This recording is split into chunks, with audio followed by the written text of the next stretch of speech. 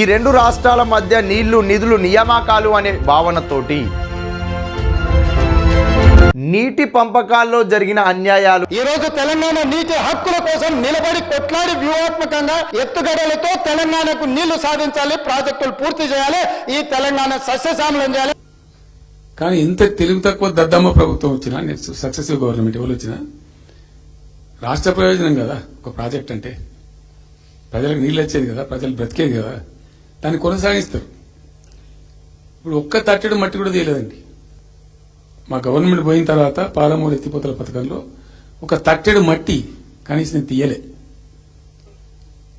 మరి దాన్ని ఎందుకు అబాండన్ చేసిండ్రో, దాని ఇంకేం ఉద్దేశం ఉందో, ఇంత నిష్క్రియాపరత్వం ఏంది, ఇంత దారుణమైంది. 2 నెట్ సంవత్సరాలు గడిచిపోయినాయి. ఇప్పుడు మేము గమనిస్తున్నాం. Welcome to Sukesh economy classes. ఈరోజు ఈ క్లాస్లో మనం కృష్ణానది పైన తెలంగాణలో ఉన్న ప్రాజెక్టుల గురించి చూద్దామండి. మనకి తెలంగాణ ఎకానమీలో భాగంగా అగ్రికల్చర్ వ్యవసాయ రంగానికి సంబంధించి ఇరిగేషన్ అనే సబ్ టాపిక్ ఉంది. అందులో తెలంగాణలో ఉన్న ప్రాజెక్టుల వివరాలన్నీ కూడా మనం నేర్చుకోవాలి. అదేవిధంగా తెలంగాణ ఎకానమీలో ఫస్ట్ పార్ట్ మనకి అవిభాజ్య ఆంధ్రప్రదేశ్లో భాగంగా 1956 నుంచి 2014 వరకు తెలంగాణ రాష్ట్రానికి జరిగిన ఆర్థిక వనరుల అన్యాయాలలో కమిటీలు మెన్షన్ చేసిండు. ఇదే సిలబస్లో మనకి ప్రీవియస్ 2016 గ్రూప్ 2 ఎకానమీ సిలబస్లో మనకి నీటి పంపకాల్లో జరిగిన అన్యాయాలు కూడా మెన్షన్ చేశారు అక్కడ. సో అందులో అగ్రికల్చర్ పార్ట్లో రెండిట్లో ఉంది కాబట్టి అందులో ఉన్న అంశాన్ని తీసుకొచ్చి అగ్రికల్చర్లో వేయడం జరిగింది మారిన ఎకానమీ సిలబస్లో. కాబట్టి తెలంగాణలో ఉన్న నీటిపారుదల ప్రాజెక్టులు ఉమ్మడి ఆంధ్రప్రదేశ్లో ఉన్నప్పుడు కృష్ణానది పైన తెలంగాణలో ఏర్పాటు చేసిన ప్రాజెక్టులు, అందులో తెలంగాణకు జరిగిన అన్యాయాలు కూడా చూడాలి. మరి ఎందుకు ఈ క్లాస్ అనేది యూట్యూబ్ ద్వారా ఇవ్వడం జరుగుతుంది అంటే, ఇటీవల కాలంలో మనకి చంద్రశేఖరరావు అనగా కేసీఆర్ గారు కృష్ణానది పైన పాలమూరు వలసలను ఆపడం కోసమే పాలమూరు రంగారెడ్డి ఎత్తిపోతల పథకాన్ని మేము 2015లో ప్రారంభించాము, దాని ప్రస్తుత ప్రభుత్వం కొనసాగించట్లేదు, రైతులకు నీరందేలా చర్యలు తీసుకోవట్లేదు ప్రస్తుత ప్రభుత్వము, ప్రాజెక్టులన్నింటినీ కూడా సందిగ్ధపరిచారు అనగా ఫ్రీజ్ చేశారు, అలానే ఉంచారు, కంటిన్యూ చేయట్లేదు. దీనికోసం మేము పాలమూరు రంగారెడ్డి ఎత్తిపోతల పథకం గురించి ఒక భారీ బహిరంగ సభను ఏర్పాటు చేస్తాము, నేనే ప్రత్యక్షంగా రాజకీయాల్లోకి వస్తాను అని చెప్పి ప్రకటించి వెళ్ళిపోయారు. ఏ రోజైతే కేసీఆర్ ప్రకటన చేశారో, కానీ ఇంత తెలుగు తక్కువ దద్దమ్మ ప్రభుత్వం వచ్చినా, సక్సెసివ్ గవర్నమెంట్ ఎవరు వచ్చినా రాష్ట్ర ప్రయోజనం కదా ఒక ప్రాజెక్ట్ అంటే. ప్రజలకు నీళ్ళు వచ్చేది కదా, ప్రజలు బ్రతికేది కదా, దాన్ని కొనసాగిస్తారు. ఇప్పుడు ఒక్క తట్టెడు మట్టి కూడా తీయలేదండి. మా గవర్నమెంట్ పోయిన తర్వాత పాలమూరు ఎత్తిపోతల పథకంలో ఒక తట్టెడు మట్టి కనీసం తీయలే. మరి దాన్ని ఎందుకు అబాండన్ చేసిండ్రో, దాని ఇంకేం ఉద్దేశం ఉందో, ఇంత నిష్క్రియాపరత్వం ఏంది, ఇంత దారుణమైంది. 2 నెట్ సంవత్సరాలు గడిచిపోయినాయి. ఇప్పుడు మేము గమనిస్తున్నాం. మధ్యలో ఏమైంది, కేంద్ర ప్రభుత్వం ప్రస్తుత ప్రభుత్వం అంతా కూడా ఉలిక్కిపడి అలర్ట్ అయి ఒక వారం రోజుల పాటు తెలంగాణలో ఉన్న నీటిపారుదల ప్రాజెక్టులన్నిటి గురించి ఒక సమీక్ష నిర్వహించి మన ప్రభుత్వం చిత్తశుద్ధితోటి మేము ఖచ్చితంగా ఈ ప్రాజెక్టులను కొనసాగిస్తున్నాము అని చెప్పి రేవంత్ రెడ్డి కూడా అనౌన్స్మెంట్ ఇచ్చారు. అసలు కృష్ణానది పైన ఏ ప్రాజెక్టులు ఉన్నాయి, ఈ పాలమూరు రంగారెడ్డి ఎత్తిపోతల పథకం ప్రస్తావన ఎలా వచ్చింది, తెలంగాణలో ఉన్న ప్రాజెక్టుల వివరాలు, వాటికి సంబంధించిన అంశాలు. ఈ ప్రాజెక్టులను డిజైన్ చేసినప్పుడు తెలంగాణ అనేది ఆంధ్రప్రదేశ్లో భాగంగా ఉండే, మరి ఆంధ్రప్రదేశ్ తెలంగాణ కలిసి ఉన్నప్పుడు ఈ ప్రాజెక్టులను తీసుకొచ్చినప్పుడు, ఈ ప్రాజెక్టులను ఏర్పాటు చేసినప్పుడు వీటిలో జరిగిన అన్యాయాలు ఏంటేంటివి అవి 1 by 1 క్లియర్గా చూస్తే, ఈరోజు కేసీఆర్ పాలమూరు రంగారెడ్డి ఎత్తిపోతల పథకం అన్నాడు కాబట్టి ఈ ఒక్క ప్రాజెక్టే చూస్తే సరిపోతుందా? సరిపోదు. నెక్స్ట్ రేపు శ్రీశైలం ఎడమగట్టు కాలువలో కూడా అన్యాయం జరిగిందంటారు, అప్పుడు మళ్ళీ మనం ఇది చూద్దామా? అలా కాకుండా కృష్ణానది పైన తెలంగాణలో ఏ ప్రాజెక్టులు ఉన్నాయో అవన్నీ 1 by 1 చూసి ఈ పాలమూరు రంగారెడ్డి ఎత్తిపోతల పథకం ప్రస్తుతం ఎందుకు ఇది హైలైట్ అవుతుంది అనేది మనం సపరేట్ దీని గురించి కూడా చూద్దాం. ఓకేనా? రైట్. మరి కృష్ణానది పైన తెలంగాణలో ఎన్ని టీఎంసీల నీటిని వాడుకోవాలి, ఆంధ్రప్రదేశ్లో ఎన్ని టీఎంసీల నీటిని వాడుకోవాలి? కృష్ణానది అనేది ఓన్లీ ఆంధ్ర తెలంగాణ ఈ రెండు ప్రాంతాలకే ఉందా? లేదు. కృష్ణానది యొక్క పరివాహక ప్రాంతము క్యాచ్మెంటల్ ఏరియా అనేది మహారాష్ట్ర, కర్ణాటక, ఆనాడు ఉమ్మడి ఆంధ్రప్రదేశ్ అనగా ప్రస్తుత తెలంగాణ, ఆంధ్రప్రదేశ్, ప్రస్తుతానికి 4 రాష్ట్రాలు, 1956 ఆ కాలంలో 3 రాష్ట్రాలవి. ఓకే, మరి ఈ కృష్ణానది పైన మహారాష్ట్రలో క్యాచ్మెంటల్ ఏరియా, అదేవిధంగా కర్ణాటకలోని క్యాచ్మెంటల్ ఏరియా, ఆంధ్రప్రదేశ్ తెలంగాణ ఆంధ్ర కలిసి ఉన్న ప్రాంతం యొక్క క్యాచ్మెంటల్ ఏరియా ఆధారంగా నీటి వాటాలను పంపకం చేయడం జరిగింది. అసలు ఎవరు పంపకం చేశారు, ఎందుకు పంపకం చేశారు అనేది ఒకసారి క్లియర్గా చూస్తే మనకి భారత రాజ్యాంగంలోని ఆర్టికల్ 262 సబ్ క్లాస్ 1 నీటి జలాల పంపకంలో లేదా నీటి జలాల విషయంలో ఏమైనా 2-3 రాష్ట్రాల మధ్య సమస్యలు తలెత్తితే ఈ రాష్ట్రాల మధ్య జలాల కోసము ఎలాంటి భేదాభిప్రాయాలు లేకుండా ఎలాంటి సమస్యలు లేకుండా ప్రత్యేకంగా ఒక చట్టాన్ని ఏర్పాటు చేసుకొని ఆ చట్టంలో భాగంగా నీటి వాటాల పంపకం కోసము ట్రిబ్యునల్లను ఏర్పాటు చేసుకోవచ్చు అని ఆర్టికల్ 262 సబ్ క్లాస్ 1లో క్లియర్గా మెన్షన్ చేసిర్రు. ఇప్పుడు మనకి 1969లో ఎప్పుడండి 1969లో తెలంగాణ ఆంధ్ర ప్రాంతం కలిసే ఉంది. కానీ తెలంగాణ ఆంధ్ర ప్రాంతం కలిసే ఉన్నా కానీ ఈ రెండు రాష్ట్రాల మధ్య నీళ్లు, నిధులు, నియామకాలు అనే భావనతోటి తెలంగాణ మాకు కావాలి అని చెప్పి తెలంగాణ వాదం మొదటిసారిగా 1969లోనే లేవనెత్తారు. మరి అలాంటి 1969లో తెలంగాణ ఉద్యమం అనేది ప్రారంభమైనప్పుడు తొలి దశ తెలంగాణ ఉద్యమ సమయంలో 1969 జనవరి 18, 19వ తారీఖు నాడు ఆనాటి ముఖ్యమంత్రి అయిన కాసు బ్రహ్మానందరెడ్డి యొక్క నిలయమైన ఆనంద నిలయంలో ఈ తెలంగాణలో వచ్చిన ఉద్యమాన్ని సందిగ్ధపరచాలి, చల్లబరచడం కోసము కొన్ని రకాల చర్యలు తీసుకుంటాము మేము తెలంగాణ ప్రాంతం కోసం అని చెప్పి అఖిలపక్ష సమావేశంలో భాగంగా కొన్ని నిర్ణయాలు తీసుకున్నారు. ఆ నిర్ణయాల్లో భాగంగానే మనకి తెలంగాణలో నీళ్లు ఎంత ఉండాలి, నీటి పంపకాలు ఎంత ఉండాలి అనే దాని గురించి కూడా కొన్ని రకాల డిసిషన్స్ తీసుకున్నారు. అందుకోసమే తెలంగాణ ఆంధ్ర ప్రాంతం మధ్య నీటి పంపకాల యొక్క సమస్యలు తలెత్తుతున్నాయి. కాబట్టి మనము 1956లో అంతర్రాష్ట్ర నది జలాల చట్టం ప్రకారము ప్రత్యేకంగా తెలంగాణ ఆంధ్రప్రదేశ్ కోసం కాకుండా కర్ణాటక ఉంది, మహారాష్ట్ర ఉంది. ఈ మహారాష్ట్ర, కర్ణాటక, తెలంగాణ, ఆంధ్ర ఈ ప్రాంతాల మధ్య నీటి పంపకాల కోసము ఇలా ఈ 3 రాష్ట్రాల మధ్య ఆనాడు ఆంధ్ర తెలంగాణ కలిసే ఉంది. ఈ ఆంధ్ర తెలంగాణ కలిపి కొంచెం ఇస్తారు టీఎంసీలు, కర్ణాటక టీఎంసీలు ఇస్తారు, మహారాష్ట్రకి టీఎంసీలు పంపకాలు చేస్తారు. ఇలా ఆంధ్ర ప్రాంతానికి పంపకాలు చేసిన టీఎంసీలలో తెలంగాణకి, ఆంధ్రాకి మళ్ళీ డివైడ్ చేసుకోవాలి మనం. ఓకే, ఇలా మనకి అంతర్రాష్ట్రాల నది జలాల వివాద చట్టం ప్రకారము బచావత్ ట్రిబ్యునల్ని 1969 ఏప్రిల్ 10వ తారీఖు నాడు ఏర్పాటు చేయడం జరిగిందండి. ఎప్పుడు 1969 ఏప్రిల్ 10వ తారీఖు నాడు మనకి బచావత్ ట్రిబ్యునల్ని ఏర్పాటు చేయడం జరిగింది. ఈ బచావత్ ట్రిబ్యునల్ కృష్ణా నదికి సంబంధించి నీరు ఎలా వస్తుంది, కృష్ణా నదిలో ఉన్న నీటిని ఒక 35 సంవత్సరాల యొక్క నీటిని సగటుగా తీసుకొని మహారాష్ట్రకి ఎంత నీరు కేటాయించాలి, కర్ణాటక నీరు ఎంత కేటాయించాలి, ఆంధ్రప్రదేశ్ ఆనాడు తెలంగాణ ఆంధ్ర కలిసే ఉంది కాబట్టి ఆంధ్రప్రదేశ్కి ఎంత నీరు కేటాయించాలని చెప్పి డిసైడ్ చేస్తే మన యొక్క ఆంధ్రప్రదేశ్ యొక్క పరివాహక ప్రాంతం ఆధారంగా ఆంధ్రప్రదేశ్కి 800 టీఎంసీల నికర జలాలు, 11 టీఎంసీల యొక్క మిగులు జలాలు కేటాయించడం జరిగిందండి. ఎవరు? బచావత్ ట్రిబ్యునల్. 800 టీఎంసీల నికర జలాలు అంటే కృష్ణా నదికి ప్రతి సంవత్సరం వచ్చే నీరు నికర జలాలు. వచ్చే నీరు కంటే అదనంగా నీరు వస్తే అది మిగులు జలాల్లో భాగంగా ఉంటుంది. మనకి రెగ్యులర్గా వచ్చే నీటిలో 800 టీఎంసీల వరకు ఆంధ్రప్రదేశ్లో మనం నీటిని వాడుకోవచ్చు, ప్రాజెక్టులను కట్టుకోవచ్చు. 11 టీఎంసీల వరకు మిగులు జలాలు వస్తాయి. ఆ మిగులు జలాలను కూడా మనం ఉపయోగించుకోవచ్చు. ఇది బచావత్ ట్రిబ్యునల్ అనేది ఆంధ్రప్రదేశ్ రాష్ట్రానికి కేటాయించిన 811 టీఎంసీలు. 800 ఏమో నికర జలాలు, 11 టీఎంసీలేమో మిగులు జలాలు. ఓకేనా? రైట్. అదేవిధంగా మరి ఇప్పుడు ఆంధ్రప్రదేశ్లో తెలంగాణ ఉంది, ఆంధ్ర ప్రాంతం ఉంది. మనకి తెలంగాణ ఆంధ్ర ప్రాంతానికి గొడవలు అయితేనే ఉన్నాయి కదా. అఖిలపక్ష సమావేశం ఏర్పాటు చేసుకున్నాం కదా, మరి అఖిలపక్ష సమావేశంలో ఏమన్నారు, తెలంగాణ ప్రాంతానికి సపరేట్గా కూడా నీటి కేటాయింపులు చేస్తామని చెప్పి కూడా డిసిషన్ తీసుకున్నారు. మరి 811లో తెలంగాణ ప్రాంతానికి ఎన్ని టీఎంసీల నీరు ఇచ్చిర్రు, ఆంధ్ర ప్రాంతానికి ఎన్ని టీఎంసీల నీరు ఇచ్చిర్రు, అదేవిధంగా రాయలసీమ ప్రాంతానికి ఎన్ని టీఎంసీల నీరు అందించారో ఇక్కడ మనం చూడాలి. ఓకేనా, రైట్.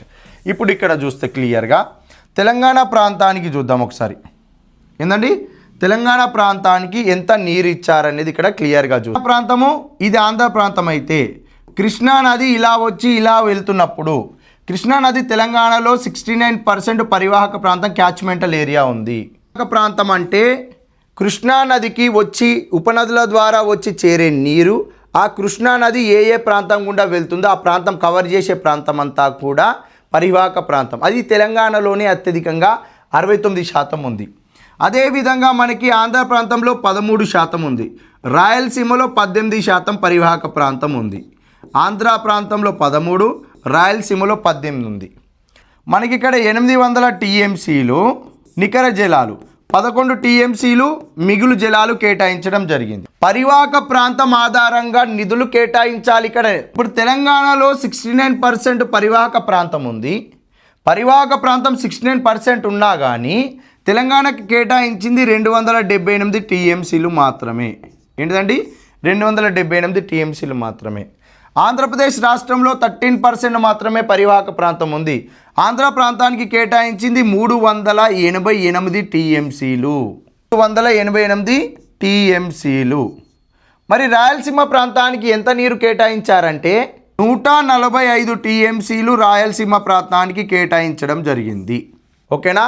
బచావత్ ట్రిబ్యునల్ సమైక్య ఆంధ్రప్రదేశ్కి 800 టీఎంసీల నికర జలాలు, 11 టీఎంసీల మిగులు జలాలు కేటాయిస్తే అందులో తెలంగాణ ప్రాంతానికి 278 టీఎంసీల నీరు కేటాయించడం జరిగింది.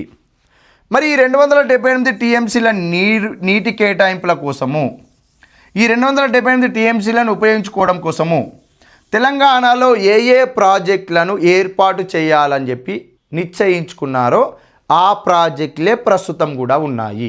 ఏంటండి, 278 టీఎంసీల కోసము తెలంగాణలో ఏ ఏ ప్రాజెక్టులను ఏర్పాటు చేయాలనుకున్నారో ఆ ప్రాజెక్టులే మనం ఇక్కడ మాట్లాడుకునేవి 1 by 1. అందులో ఫస్ట్ ప్రాజెక్ట్ ఏంటిదండి, భీమా ప్రాజెక్టు. ఏంటిది, భీమా ప్రాజెక్టు. సెకండ్ ఏంటిదండి, Nettempadu project, Nettempadu project.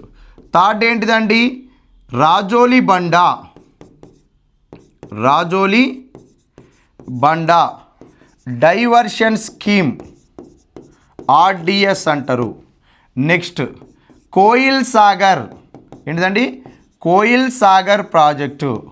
Next fifth Jurala, ఏంటిదండి, జూరాల ప్రాజెక్టు. నెక్స్ట్ వీటితో పాటు మనకి జూరాల ప్రాజెక్ట్ వచ్చేసింది. పాలమూరు రంగారెడ్డి ఎత్తిపోతల పథకము, పాలమూరు రంగారెడ్డి ఎత్తిపోతల పథకము.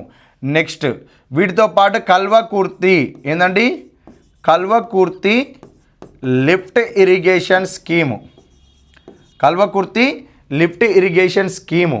అదేవిధంగా శ్రీశైలం ప్రాజెక్టు. ఈ శ్రీశైలం ప్రాజెక్టులో భాగంగా మనకి left bank canal, right bank canal ఇవి చూసుకోవాలి. ఆ తర్వాత నాగార్జున సాగర్ ప్రాజెక్టు, ఏంటిదండి, నాగార్జున సాగర్ ప్రాజెక్టు ఉంటుంది. నాగార్జున సాగర్ ప్రాజెక్టు తర్వాత మనకి పులిచింతల ప్రాజెక్ట్ వస్తుంది. ఏంటండి, పులిచింతల ప్రాజెక్ట్ వస్తుంది. ఈ పులిచింతల ప్రాజెక్టు చూసి పులిచింతల ప్రాజెక్ట్ నుంచి ప్రకాశం బ్యారేజ్ తర్వాత పోలవరం ప్రస్తావన వస్తుంది. ఓకేనా, రైట్. మనం ఇప్పుడు ఇక్కడ ఏమేం ప్రాజెక్టులు చూడాలండి, భీమా ప్రాజెక్టు చూడాలి, నెట్టెంపాడు ప్రాజెక్టు చూడాలి, రాజోలి బండ డైవర్షన్ స్కీము, అదేవిధంగా Koilsagar, Jurala project, Kalwakurthy lift irrigation, Palamuru Rangareddy ఎత్తిపోతల పథకము, అదేవిధంగా శ్రీశైలం ప్రాజెక్టుకి సంబంధించి రైట్ బ్యాంక్ కెనాల్ నుంచి ఎలా వెళ్తున్నది, లెఫ్ట్ బ్యాంక్ ఎడమగట్టు కాలువ ద్వారా ఎలా వెళ్తున్నాయి, తర్వాత నాగార్జున సాగర్ ప్రాజెక్టు, ఆ తర్వాత మనకి పులిచింతల ప్రాజెక్టు. ఓకేనా, వీటికి సంబంధించి మనం ఇక్కడ 1 by 1 క్లియర్గా చూడాలి. ఓకేనా, రైట్. చూద్దాం. ఇప్పుడు మనకి తెలంగాణలో ప్రాజెక్టులు ఇవి ఉన్నాయి అన్నాం. 278 టీఎంసీలు బచావత్ ట్రిబ్యునల్ కేటాయించింది. ఆ 278 టీఎంసీలను తెలంగాణలో ఉపయోగించుకోవడం కోసము ప్రాజెక్టులను ఎలా డిజైన్ చేశారు, ఆ ప్రాజెక్టులు ఏమేమి ఉన్నాయి, అవి వివాదాస్పదమైనయా, మరి ఎన్ని టీఎంసీల నీరు ప్రస్తుతం మనం ఎంతెంత ఉపయోగిస్తున్నాం అనేది 1 by 1 చూడాలి. ఫస్ట్ కృష్ణానది పైన ఈ ప్రాజెక్టులకు సంబంధించిన ఓవర్వ్యూ చూసి ఈ ప్రాజెక్టు గురించి సపరేట్ ఎక్స్ప్లెనేషన్ ఉంటుంది, ఈ ప్రాజెక్టు సపరేటు, ఇట్లా 1 by 1 క్లియర్గా మాట్లాడుకుందాం. ఓకేనా? రైట్. బచావత్ ట్రిబ్యునల్ తెలంగాణలో 278 టీఎంసీల నీటిని ఉపయోగించుకోవడానికి ప్రాజెక్టులు కట్టొచ్చు అని చెప్పి మనకి 278 టీఎంసీల వాటా పంపకం చేసినప్పుడు 1972లో భీమా నది కృష్ణా నదిలో వచ్చి కలుస్తున్న సందర్భంలో భీమా నది పైన భీమా ప్రాజెక్టును డిజైన్ చేయడం జరిగిందండి. ఏంటిది? భీమా ప్రాజెక్టును డిజైన్ చేయడం జరిగింది. ఈ భీమా ప్రాజెక్టుకు 2 లిఫ్టులు ఉంటాయి.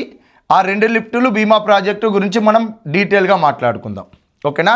తెలంగాణలోకి కృష్ణానది ఎంటర్ అవుతున్నప్పుడు 1972లో ఈ కృష్ణానదిలో వచ్చి కలుస్తున్న భీమా నది పైన కృష్ణానదికి భీమా నదికి మధ్యలో భీమా ప్రాజెక్టును డిజైన్ చేసి దీనికి 2 లిఫ్టులను ఏర్పాటు చేశారు. లిఫ్టులు అంటే ఏంటిది అంటే దిగువ భాగానికి నీరు చేరినప్పుడు ఆ దిగువ భాగం నుంచి పై భాగానికి నీరు తీసుకొచ్చి ఎత్తిపోసేవి. అలా ఒక 2 లిఫ్టులను తీసుకురావడం జరిగింది. మళ్ళీ భీమా ప్రాజెక్టు డీటెయిల్గా మాట్లాడతాం, జస్ట్ ఓవర్వ్యూ చూద్దాము. Okay, right. ఇలా కృష్ణానది ఇలా వెళ్తున్న సందర్భంలో కృష్ణానది పైననే ఏంటిదండి, కృష్ణానది పైననే జూరాల ప్రాజెక్టును డిజైన్ చేశారండి. ఏంటిదండి? జూరాల ప్రాజెక్టును డిజైన్ చేశారు.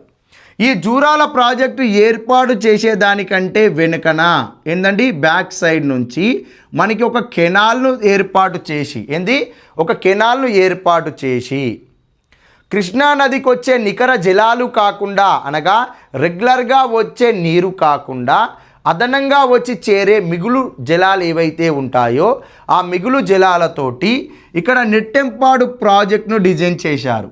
జూరాల ప్రాజెక్టు బ్యాక్ సైడ్ నుంచి ఒక కెనాల్ను ఏర్పాటు చేసి ఇక్కడ ఒక నెట్టెంపాడు ప్రాజెక్టును డిజైన్ చేశారు. దేనికోసము? కృష్ణానదికి వచ్చే మిగులు జలాలు ఏవైతే ఉన్నాయో ఆ మిగులు జలాలను ఉపయోగించుకొని గద్వాల జిల్లాను సస్యశ్యామలం చేయాలనుకుంటారు. అందులో ఏమేమి ఉన్నాయి, ఎన్నెన్ని ఎకరాలు అనేది మనం డీటెయిల్గా మాట్లాడతాం ఈ ప్రాజెక్టు రాగానే. ఓకేనా? రైట్. ఇదంతా కూడా నెట్టెంపాడు ప్రాజెక్టు. ఈ నెట్టెంపాడు ప్రాజెక్టు కూడా 2 లిఫ్ట్లను కూడా తీసుకొచ్చారు. ఏంటండి?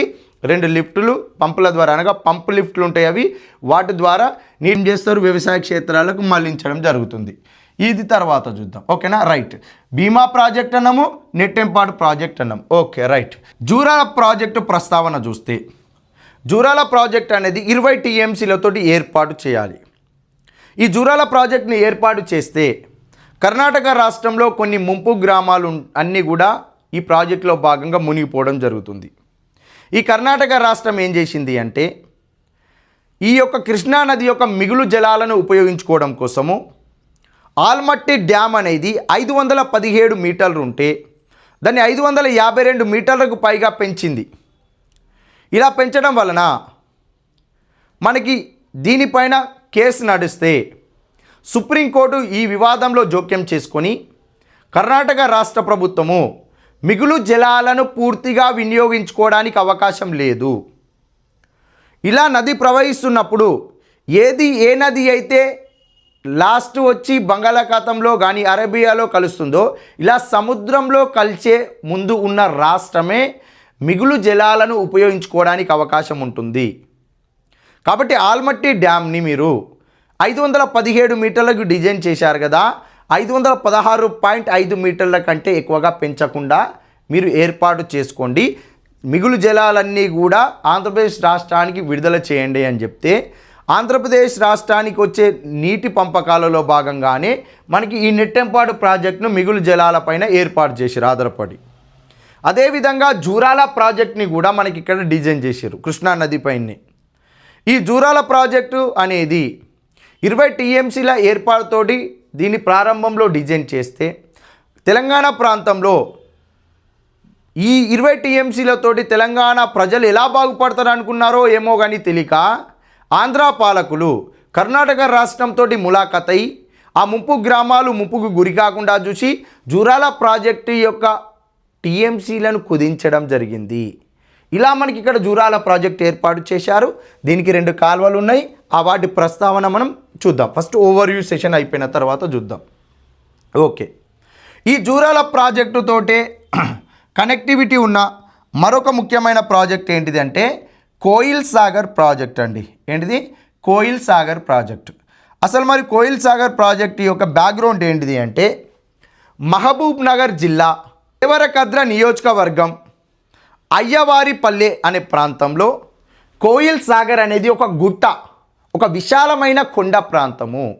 ఈ విశాలమైన కొండ ప్రాంతంలో నీరు వచ్చి చేరేటట్లు ప్లేస్ ఉంటుంది. ఏందండి?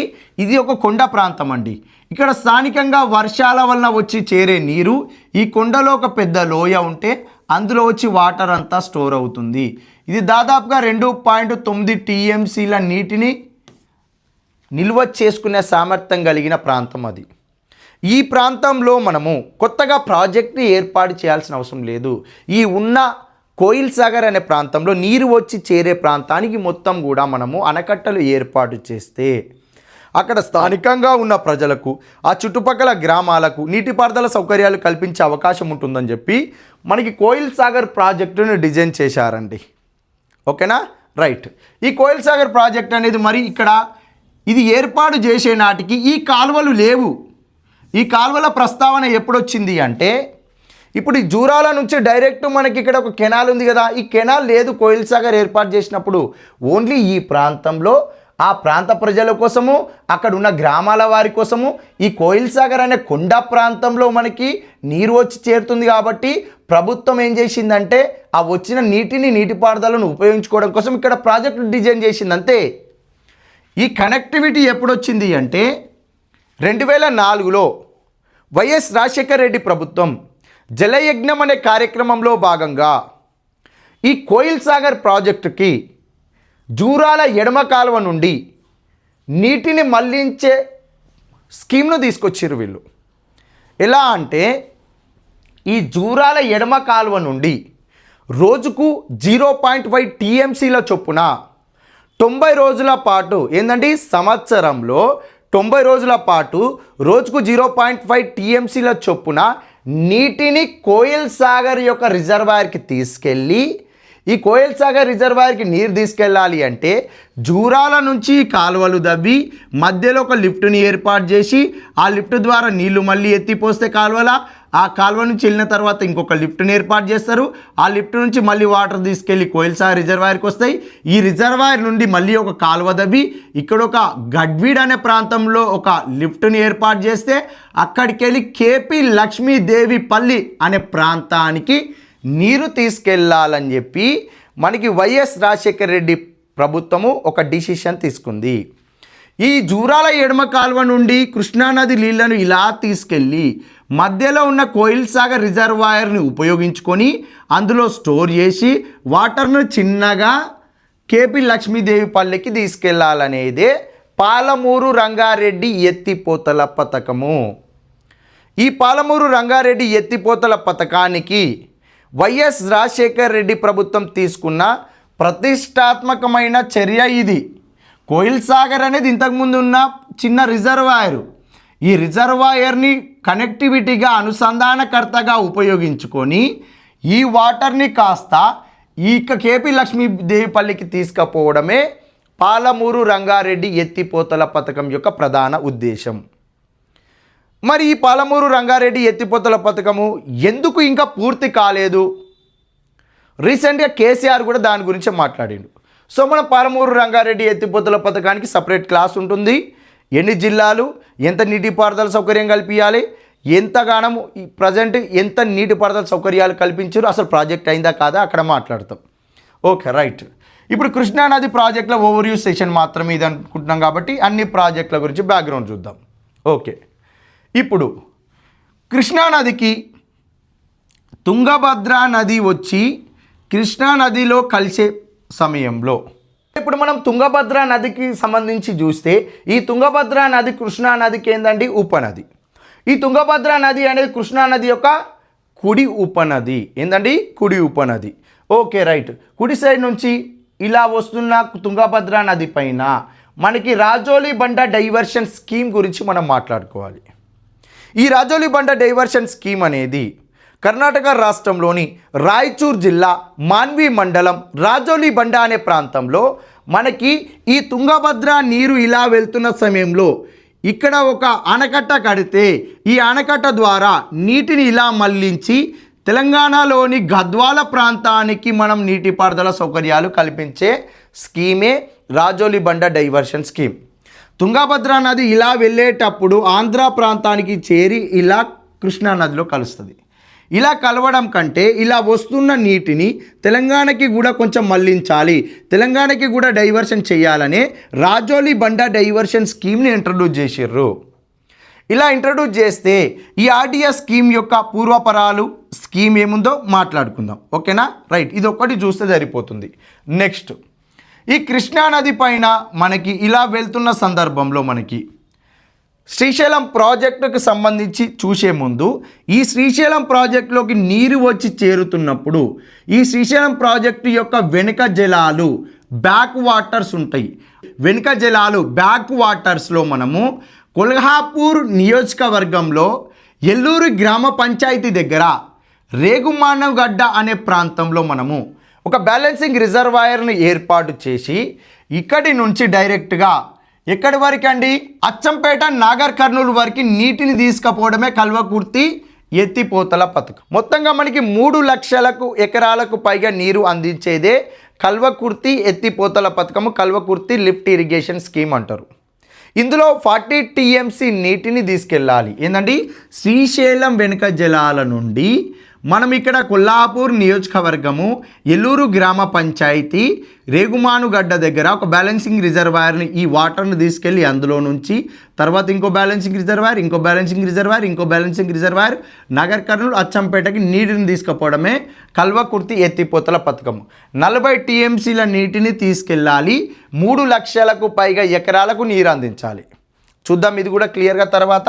నెక్స్ట్, ఇప్పుడు ఇంకొక స్కీమ్ ఏంటిది అంటే, ఏదైతే వైఎస్ రాజశేఖర రెడ్డి ప్రభుత్వం 2004లో జలయజ్ఞం అనే పేరుతోటి జూరాల ఎడమ కాలువ నుండి కాలువలను తవ్వించి ఇలా 2 లిఫ్ట్లను ఏర్పాటు చేసి కోయిల్ సాగర్లో నీటిని పోసి దాని నుంచి గడ్వీడ్ అనే ప్రాంతం ఆ తర్వాత కేపీ లక్ష్మీదేవిపల్లికి నీటిని తీసుకెళ్తే అది పాలమూరు రంగారెడ్డి ఎత్తిపోతల పథకం అన్నారు.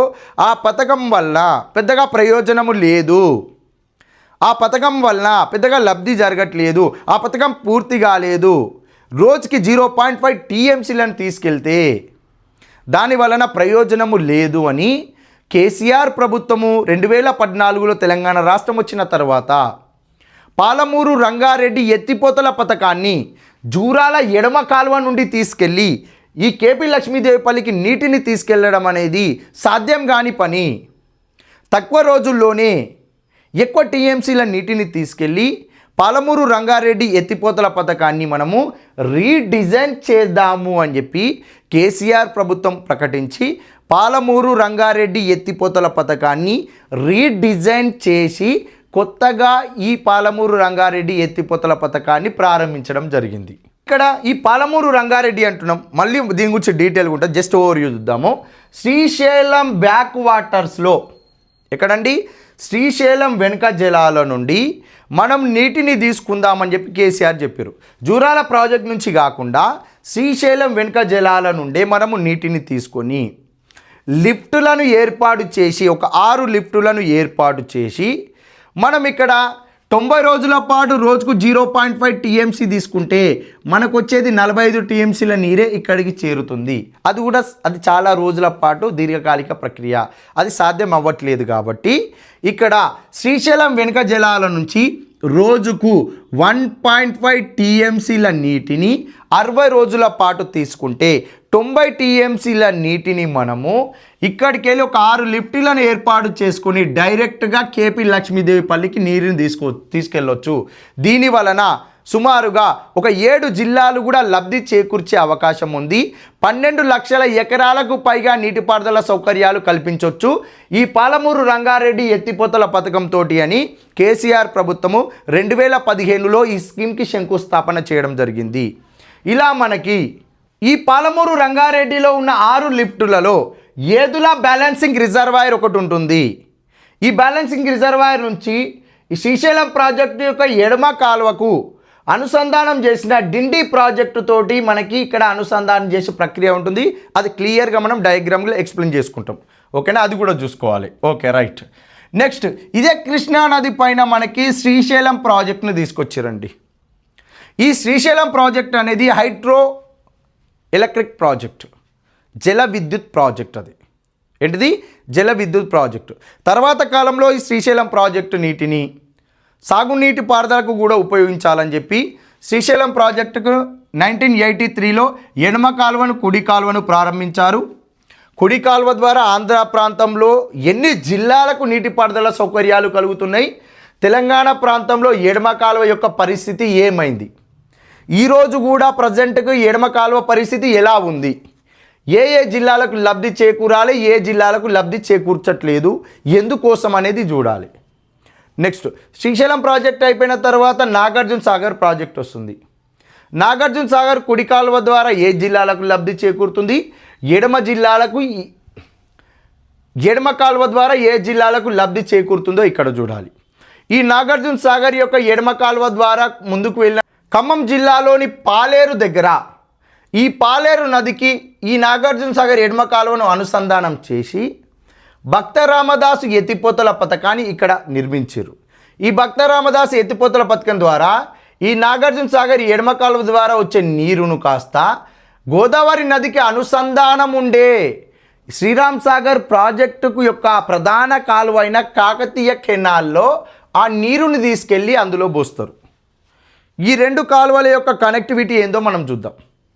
అసలు కాకతీయ కాలువకు నాగార్జున సాగర్ నీరు ఎలా తీసుకెళ్తారు అనేది మన కంప్లీట్ ప్రాజెక్ట్ యొక్క ఎక్స్ప్లెనేషన్లో మాట్లాడుకుంటాం. ఓకేనా, ఎడమ కాలువ ద్వారా కాకతీయ కెనాల్కి నీరు తీసుకెళ్లే ప్రక్రియ ఉంటుంది. కుడి కాలువకు ఏ జిల్లాలు ఆంధ్ర ప్రాంతంలో లబ్ధి చేకూరుతుందో చూడాలి. నెక్స్ట్, నాగార్జున సాగర్ యొక్క వెనుక జలాల నుండి నాగార్జున సాగర్లో ఉన్న నీటి మట్టము ఎంత పెరిగితే ఆ వాటర్ తీసుకెళ్ళి మనం ఇక్కడ దాకా తీసుకెళ్ళొచ్చు, తెలంగాణలోని నల్గొండ ప్రాంతానికి. అవి చూడాలి మనం. ఓకేనా, రైట్.